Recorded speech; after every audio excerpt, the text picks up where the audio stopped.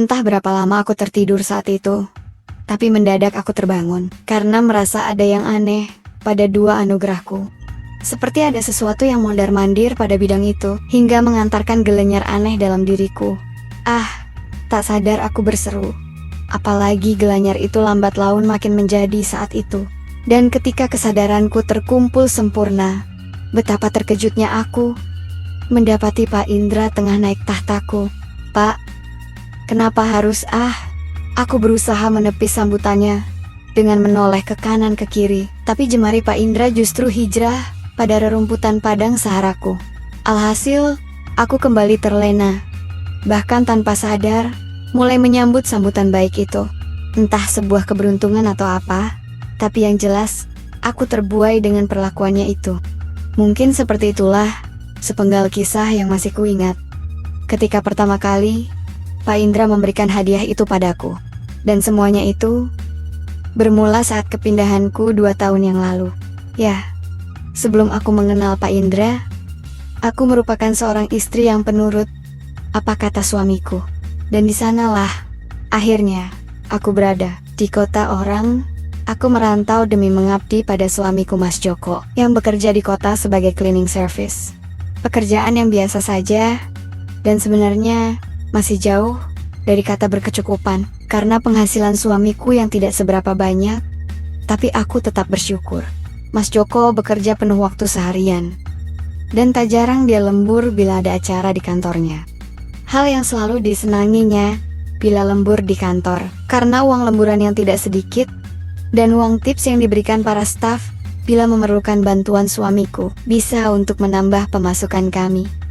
Aku yang full menjadi istri di rumah, tak mempermasalahkan jam kerja suamiku. Aku selalu mendukungnya, karena dia pun berjuang untuk keluarga kecil kami. Aku Narti 30 tahun, menikah sudah hampir 5 tahun lamanya. Tapi kami masih belum diberi momongan. Mungkin Tuhan juga menyadari jika kami masih belum bisa mengemban amanah yang begitu besar, seperti anak di tengah keluarga kecil kami, dengan penghasilan kami yang pas-pasan. Seperti wanita pada umumnya, aku hanya seorang istri biasa, yang sehari-hari dihabiskan dengan pekerjaan rumah. Kami tinggal di rumah kontrakan sepetak, yang tempatnya agak menjorok ke belakang, agak sedikit terpisah dengan rumah kontrakan yang lain. Sebenarnya, rumah yang kami tempati, dulunya bukanlah rumah kontrakan. Rumah itu adalah rumah 2 orang bersaudara, yang kemudian memutuskan untuk pindah ke kampung halaman. Dan rumah itu akhirnya dikontrakan, daripada tidak ditempati, malah membuat rumah bisa rusak. Karena memang rumah keluarga, meskipun dari luar, terdapat 2 pintu seperti rumah kontrakan pada umumnya, tapi hanya ada 1 kamar mandi, dan air ledeng untuk mencuci di belakang. Sehingga, apabila ada penghuni kontrakan di sebelah, kami harus berbagi kamar mandi, dan tempat untuk mencuci. Selama aku menempati kontrakan itu, penghuni di sebelah terus bergonta-ganti, mulai dari yang belum menikah, sampai yang sudah menikah, tapi tak bertahan lama, karena merasa kurang privasinya kamar mandi yang berada di belakang. Meskipun kami sama-sama bergantian untuk menggunakannya, aku tak ambil pusing, begitupun dengan suamiku. Karena memang harga sewa kontrakan kami memang lebih murah daripada yang lain, sehingga bagaimanapun keadaannya, kami tetap bertahan. Untuk menyewa kontrakan yang lebih besar dari rumah itu, kami jelas tak memiliki uang sewanya.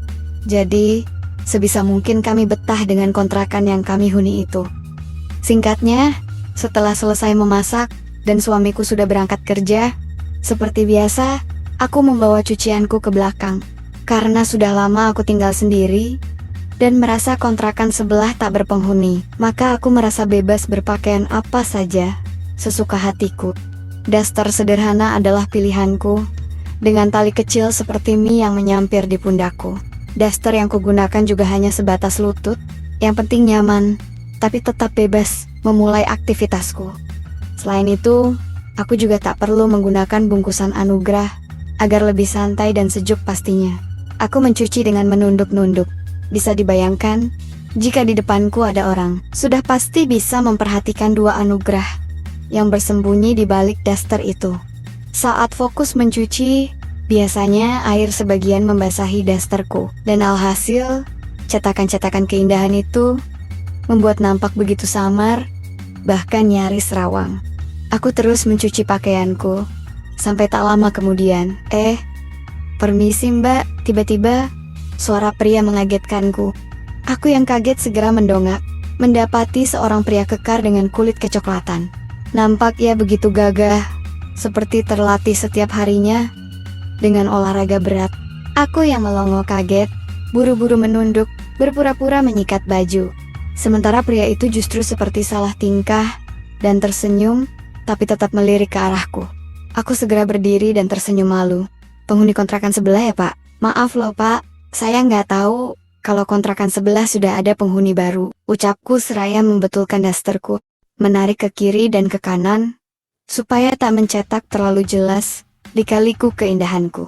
Iya mbak, baru semalam kemarin sore saya yang pindah, jadi nggak sempat kenalan sama mbak. Soalnya saya langsung kerja, ucapnya sambil tersenyum canggung. Oh iya pak, bapak mau ke kamar mandi ya? Silakan pak, maaf ganggu. Saya lagi nyuci soalnya, ucapku mempersilahkannya.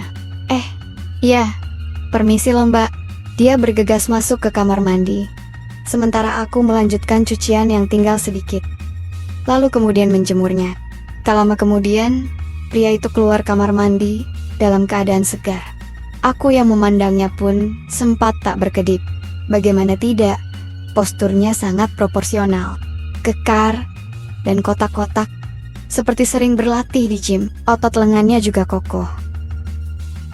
Mungkin pekerjaannya yang berat, hingga membentuk posturnya seperti itu. Tadi sebelum masuk ke kamar mandi, dia menggunakan kaos dan sarung.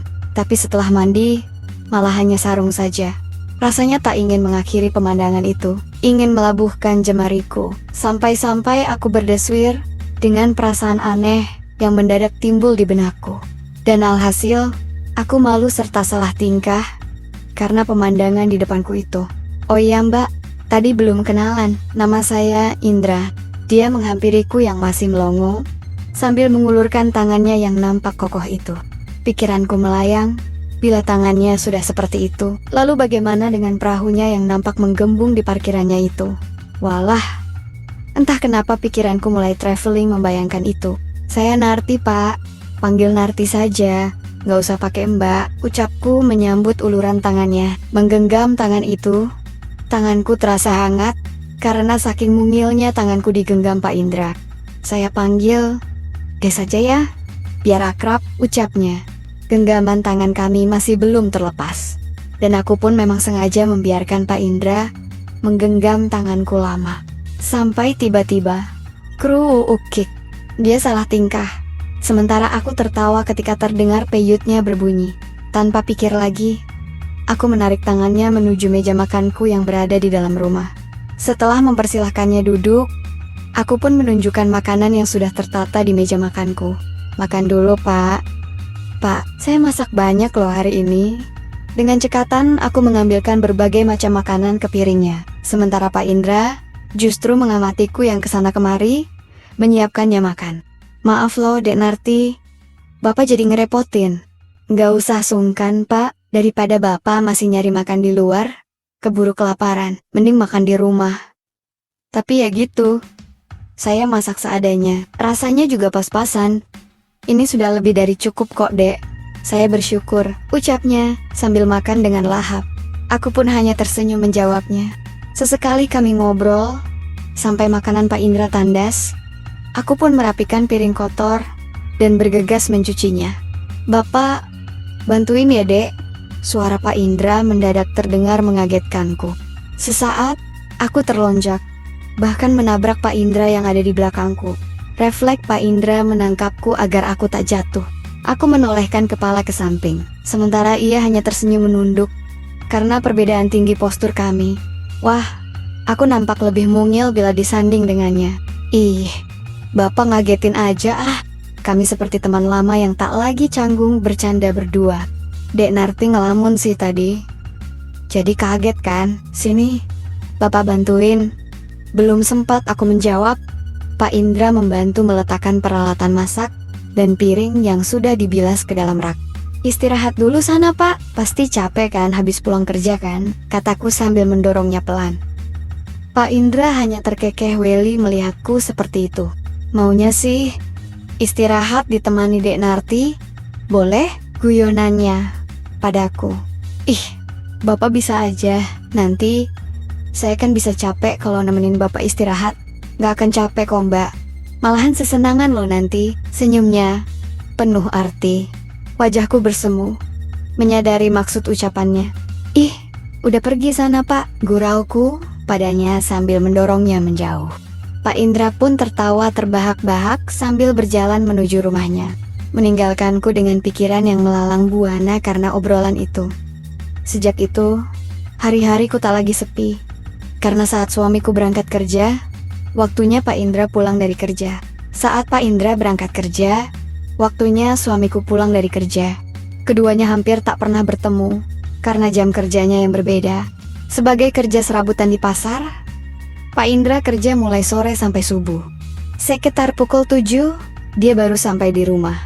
Karena dia menyempatkan istirahat sebentar di pasar. Setelah sampai di rumah pun, dia menyempatkan waktu untuk sekedar ngobrol denganku, ataupun melakukan aktivitas bersama, seperti mencuci baju, dan membantuku memasak makanan. Pak Indra bahkan memberiku uang belanja sebagai bentuk terima kasihnya padaku, yang selalu memasakkannya, dan tak perlu repot-repot mencari makan di luar. Dia berdalih, uang belanja adalah kewajiban untukku, agar dia tak lagi sungkan bila ikut makan. Sampai suatu pagi, kejadian tak disangka olehku pun terjadi juga. Kejadian yang membuat keakraban kami seketika berubah, tak hanya sekedar tetangga seperti biasanya. Pagi itu saat suamiku sudah berangkat kerja, kerjaan rumah sudah selesai kukerjakan. Biasanya pada jam tersebut, Pak Indra sudah pulang. Tapi berbeda, pada saat itu, tak ada tanda-tanda kepulangannya. Mungkin lagi banyak kerjaan, hingga harus pulang terlambat. Iseng aku melongok ke rumah Pak Indra. Aku mencoba membuka pintu belakang, yang ternyata tak terkunci. Melihat rumahnya berantakan, tak sadar aku segera merapikannya. Tumpukan baju kotor berserakan. Aku masuk ke kamarnya, merapikan lantai, ketika tiba-tiba ada suara langkah kaki mengagetkanku. Saat menoleh ke belakang, nampak Pak Indra sedang bersandar di kusen pintu, sambil memperhatikanku.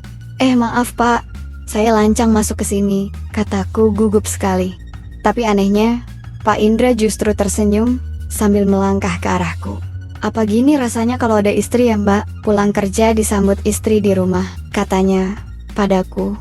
Aku bernafas lega. Kukira Pak Indra akan marah padaku, tapi ternyata justru sebaliknya. Ya, anggap saja saya istri pura-pura bapak aja. Gimana? Jawabku menanggapi guyonannya. Memangnya Mbak Narti mau? Belum sempat aku menjawab, dia menworongku duduk di tepi divan, sementara ia meletakkan kepalanya di pangkuanku. Walah, responku karena terkejut dengan perlakuan baik itu. Sebentar saja ya dek, Bapak capek dari pasar, ucap Pak Indra sambil memejamkan matanya. Aku yang tak tega mendengarnya, tanganku refleks mengusap rambutnya. Hingga lambat laun, hal itu justru mengantarkannya ke alam mimpi dengan cepat. Dengkuran Pak Indra terdengar, seolah menjadi alunan merdu pagi itu. Aku yang mendengarnya pun ikut mengantuk, bahkan ikut merepuhkan diri di samping tetanggaku itu. Tapi kira-kira 1 jam setelah itu, mendadak aku terbangun karena merasa ada yang aneh pada 2 anugerahku. Seperti ada sesuatu yang mondar-mandir pada bidang itu, hingga mengantarkan gelenyar aneh dalam diriku. Tak sadar aku berseru. Apalagi gelanyar itu lambat laun makin menjadi saat itu. Saat itu juga aku berusaha mengumpulkan kesadaran dari tidurku. Secara refleks, aku memeriksa bidang yang aneh pada diriku itu. Dan ketika kesadaranku terkumpul sempurna, betapa terkejutnya aku mendapati Pak Indra tengah naik tahta saat itu. Bahkan aku tak tahu perginya kabinet serta segitiga bermuda yang terparkir padaku. Pak Indra sibuk memberi perhatian pada anugerah itu. Ingin aku menghalau niat baiknya, tapi yang ada aku justru terbawa arus ceria dan mulia saat itu. Menyadari aku yang sudah bangun, ia lantas mendongak, lalu mensejajarkan wajahnya. Aku berusaha menepis sambutannya dengan menoleh ke kanan ke kiri. Tapi jemari Pak Indra justru hijrah pada rerumputan padang saharaku. Alhasil, aku kembali terlena. Bahkan tanpa sadar mulai menyambut sambutan baik itu. Pak, kenapa harus... Setiap protesku dibungkam dengan sambutan yang kuterima pula saat itu. Semakin aku menghalau hal itu, semakin pula keinginanku menjadi, hingga banjir bandang melanda diriku sendiri. Jujur kuakui, perlakuan Pak Indra benar-benar berbeda dengan perlakuan suamiku. Pak Indra memperhatikanku di saat aku berusaha mengatur kembali laju anginku. Kamu cantik, Dek Narti. Wajahku yang semula panik justru berubah bersemu karena pujian itu. Dia kemudian kembali memberi sambutannya. Dan berbeda dari tadi, aku justru menyambut sambutan itu dengan antusias. Bahkan menyiapkan pelabuhan itu. Mendapati hal itu, Pak Indra pun segera menyiapkan perahu layarnya. Aku pun sedikit kaget dengan penampakan astral itu. Bahkan sempat berpikir, apakah cukup jika melewati pelabuhan samudraku? Tapi ternyata, kekhawatiran itu tak menjadi masalah. Karena rupanya Pak Indra dengan lancar melajukan perahu tersebut tanpa kendala yang berarti. Setelah aku mampu beradaptasi dengan lingkungan, sedikit demi sedikit, aku pun membantu perahu itu melaju, menyelaraskan irama, dan menjemput kebahagiaan yang lumayan menguras spirit masing-masing. Hingga pada waktu yang ditunggu, baik aku maupun Pak Indra pun tiba pada tujuan yang kami cari. Nampak pundi-pundi kebaikan itu semburat pada pelabuhan itu. Kenapa harus... Ucapanku kembali terhenti, karena Pak Indra lebih dulu memberi sambutan dan piukan sebagai tanda terima kasihnya saat itu. Aku yang masih sungkan dan malu, akhirnya tak mengatakan apapun. Dalam hati aku berpikir, betapa buruknya moralku yang masih bisa senantiasa menyambut niat baik tetanggaku itu. Padahal jelas-jelas aku sudah bersuami, dan rasanya terlambat untuk menyesali yang sudah kulalui itu. Tak terasa aku menitikkan air mataku. Tapi dengan segera, Pak Indra membiuku dengan erat, sambil meminta maaf. Sejak kejadian itu, aku seperti tak punya muka lagi di depan tetanggaku Pak Indra. Dia pun juga seperti itu. Kami sama-sama menghindar. Tapi, aku tetap menyediakan masakan untuk dia makan seharian, yang kukemas dalam rantang, dan kuletakkan di bangku dekat pintu belakang rumahnya. Kalau dia sedang ada di rumah sepulang kerja, aku akan mengerjakan pekerjaan rumah tangga yang ada di dalam rumah. Memilih pekerjaan menyapu, mengepel, lipat-lipat baju dan setrika di dalam rumah. Kuusahakan untuk tidak ke belakang rumah. Bahkan sejak itu pula, kegiatanku semakin padat, karena mulai menitipkan masakan-masakanku ke warung-warung untuk memperoleh penghasilan sendiri. Ya, sejak merasa bersalah kepada suamiku, aku merasa tak pantas bersanding dengannya. Aku tetap menjalankan tugasku sebagai seorang istri, tapi aku tak lagi menunaikan kewajiban malam padanya. Aku sendiri takut membedakan perlakuan suamiku dengan tetanggaku. Dan entah kenapa, sejak itu pula suamiku semakin dingin perlakuannya padaku. Sikapnya juga semakin hambar. Dan hal itu membuatku harus berusaha mencari rejeki lain, karena aku berencana akan berpisah dengannya. Tak bisa seperti ini terus. Bagiku, pernikahan yang tak ada komunikasi di dalamnya sama saja hambar, dan aku tak bisa melanjutkannya. Dan beruntungnya, akhirnya usahaku, sedikit demi sedikit, mulai membuahkan hasil. Sedikit banyak ada saja yang pesan masakanku, dan hal itu patut kusyukuri. Hingga puncaknya adalah ketika suamiku menolak cerai diriku. Dia memutuskan untuk pindah rumah, dengan alasan kami sudah tak memiliki kecocokan lagi. Aku pun ikhlas menerimanya. Apalagi sampai 2 tahun pernikahan kami masih belum dikaruniai putra. Aku menyadari, mungkin akulah yang bermasalah, dan mantan suamiku pun berhak mendapatkan yang lebih baik dariku. Sementara kabar tetangga sebelah kontrakanku masih tetap sama. Sering dia memukul pelan tembok perbatasan kami, sebagai tanda saat dia pulang atau berangkat kerja. Harus kuakui, aku begitu merindukannya. Rindu canda tawanya, rindu peyukannya, bahkan rindu akan kebersamaan yang dulu pernah kami lalu bersama. Sampai suatu malam, tepatnya seminggu setelah aku dan suamiku berpisah, malam itu aku buru-buru masuk ke kamar mandi, hendak membuang hajat. Saat itu, jam sudah menunjukkan angka 7 malam. Karena aku yakin, Pak Indra tetanggaku belum pulang dari pasar, maka aku berani masuk kamar mandi, dan pasti tak akan bertemu dengan tetanggaku itu. Meski dengan daster biasa, aku juga tak takut, karena pasti tak ada siapa-siapa di rumahku. Aku bergegas masuk kamar mandi, dan menyelesaikan urusanku. Tapi rupanya, pada saat selesai, dan hendak membuka pintu kamar mandi, mendadak, aku terkejut mendapati tetanggaku menatapku tajam di depan pintu. Aku yang syok, refleks mundur ke dalam kamar mandi. Pak Indra terus memperhatikanku dengan sorot mata tajam, menyiratkan kerinduan.